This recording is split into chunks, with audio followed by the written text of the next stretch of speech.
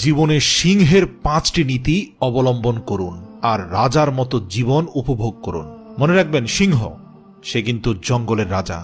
সিংহ চিতার থেকে বেশি দ্রুত দৌড়াতে পারে না, বাদরের মতো গাছেও ঝুলতে পারে না, জিরাফের মতো এত উঁচু গলাও নেই, হাতির মতো বিশাল আকৃতিরও নয়, ইঁদুরের মতো এতটা তীক্ষ্ণ আর ছোটও নয়, না সে সব থেকে বুদ্ধিমান অথবা না সে দেখতে সব থেকে সুন্দর, কিন্তু তারপরেও সে সমস্ত পশুদের উপর রাজত্ব করে।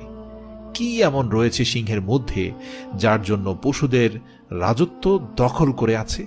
আজকের এই ভিডিওতে সিংহের এমন 5টি বৈশিষ্ট্য নিয়ে আলোচনা করব যেগুলো আপনার মধ্যে থাকা উচিত যদি আপনিও সফলতার শীর্ষে পৌঁছাতে চান আর সত্যিকার অর্থে আপনার চারপাশের মানুষের মাঝে নিজেকে একটা রাজার মতো করে গড়ে তুলতে চান।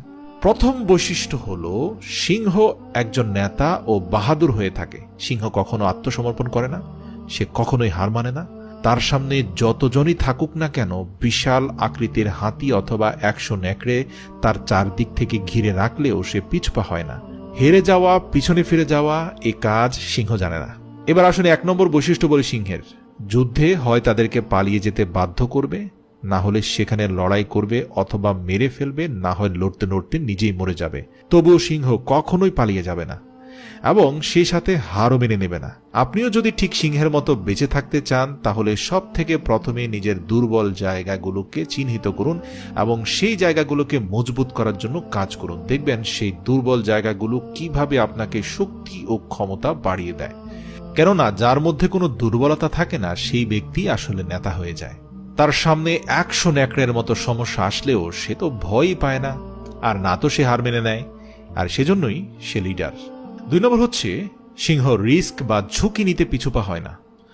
যখনই সিংহের খিদে পায় তখন সে শিকারের খোঁজে বেরিয়ে পড়ে। ছোট শিকার করার মধ্যে তো কোনো রিস্ক নেই, কিন্তু যখন প্রচণ্ড ক্ষুধার্ত থাকে তখন বড় থেকে বড় পশুকেও সে শিকার করে ফেলে, আর যদি নাও পারে সেক্ষেত্রেও সে রিস্ক নিতে পিছুপা হয় না।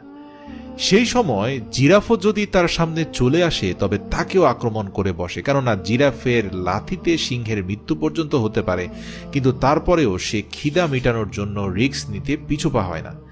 এক্ষেত্রে আপনার মধ্যে যদি সফলতার খিদে থাকে তাহলে অবশ্যই সে খিদে মেটানোর জন্য রিস্ক নিতে হবে। সিংহের মতো হতে চাইলে অবশ্যই সিংহের মতো রিস্ক নিতে শিখুন। ফোকাস। যখন সে শিকারে বের হয় তখন সে ডিরেক্ট অ্যাটাক করে না, সে প্রথমে তার শিকারকে দেখে এবং অবজার্ভ করে, তারপর সম্পূর্ণ ফোকাস সে তার শিকারের উপর দিয়ে দেয় আর শিকারের পেছনে সম্পূর্ণ ক্ষমতা দিয়ে দৌড়ায় এবং ঝাঁপিয়ে পড়ে। যা হবে হোক, কিন্তু শিকার তার কবজায় এলো কিনা